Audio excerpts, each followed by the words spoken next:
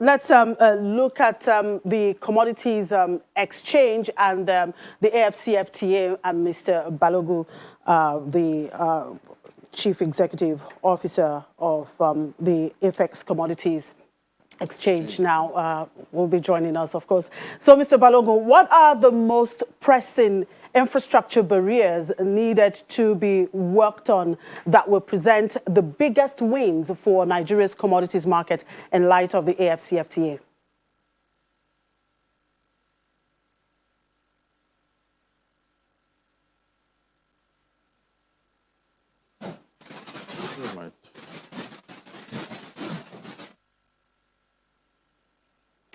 Well, I guess they're having some kind of technical... turn on mic or something. Yeah, audio. Now, maybe we'll take a quick break and then so we can correct that audio problem and then get back to him. All right, let's now talk to Mr. Balogu. I guess everything has been resolved. And welcome to the program, Mr. Balogu. So I did ask, what are the most pressing infrastructure barriers needed to be worked on that will present the biggest wins for Nigeria's commodities market in light of the AFCFTA? Good morning. Thanks for having me. So again, when we think about our infrastructural challenges for AFCTA implementation, we need to think both hard and soft infrastructure. On the hard infrastructure side, it's essential that we fix our ports system. Our ports is one of the most inefficient on the continent, probably on the world. Togo port now has the largest ports in the coast of the West African trade corridor. So we definitely need to fix our port systems across the country. We need to think of roads that connect the different countries and the different trade corridors, the Trans-Saharan trade corridor, and the rail systems that will be able to help us move our commodities efficiently. On the soft infrastructure side, we need to harmonize our trade terms, taxes, and then the codes of what constitutes country of origin. This is some infrastructure that we also need to have a consistent policy infrastructure across the continent. Okay, considering that most commodity value chains in Nigeria remain fragmented and informal, what can be done to bring the informal trade into the formal sector so that producers can actually benefit from the AFCFTA?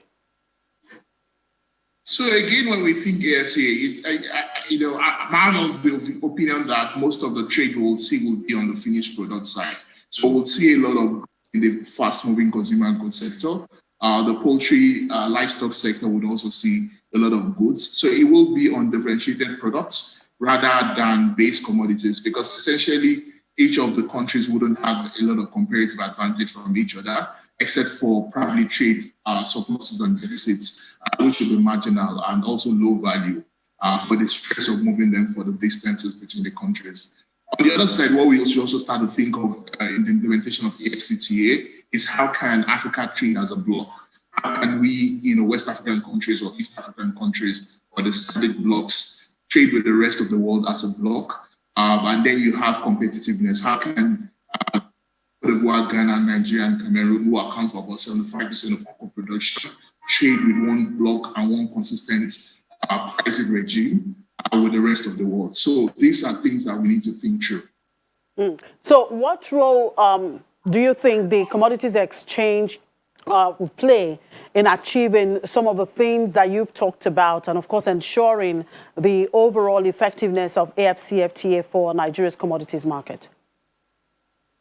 The exchange tries to achieve three things, which the three of them are applicable in the implementation of AFCTA. So the first is price transparency. How do you create a mechanism where if you have multiple players, multiple buyers, multiple sellers trading on the same product, how do you ensure that prices are determined fairly and transparently? Second is how do you treat settlement? So you will have multiple currency transactions originating from different countries, and then this needs to be settled efficiently. So a commodities exchange is one of the best mechanisms that can give you that sort of technology-enabled settlement process.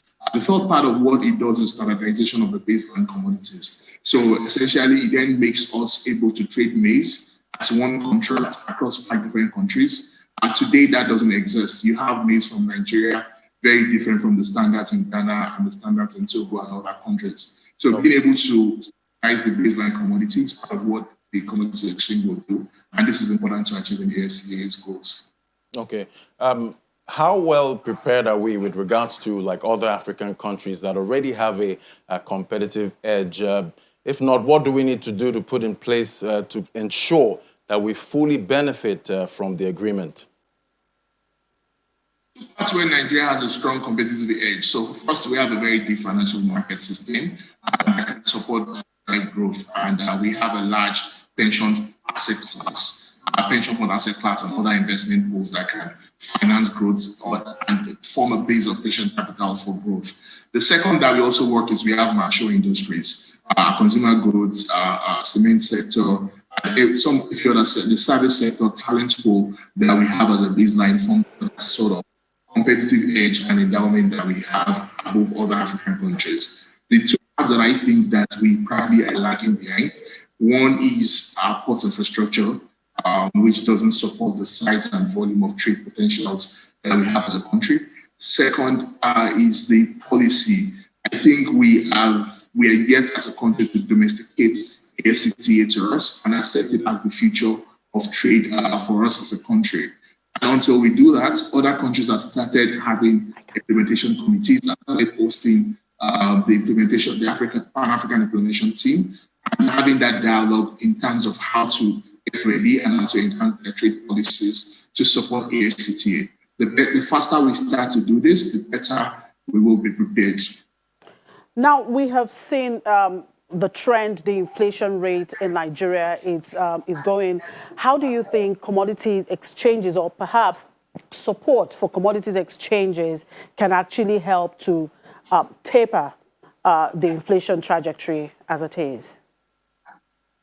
So two ways. So for us as AFEX, what we've been able to do is to ensure that we raised at the beginning of the onset of the quarter an asset-backed commercial paper that financed a number of our clients, our members, to be ready to aggregate the commodities at the beginning of season. So this allowed them to gain edge on physical products against prices. So most of the clients that work with us, the members of our exchange, already have products that came in at the base price November, December, before we started seeing the huge. This allowed them to be able to then plan and be more competitive in production for the year.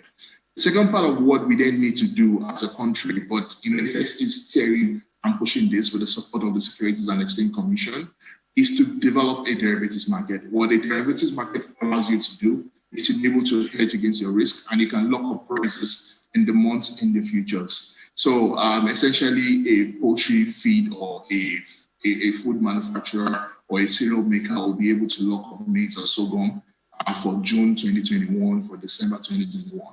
So regardless of what the physical prices then is, he's still sure of being able to continue production at the planned price.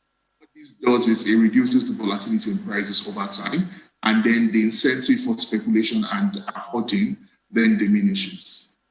All right, thank you very much for your time. Ayodeji Balogun, the CEO of AFEX Commodities Exchange. We appreciate your time.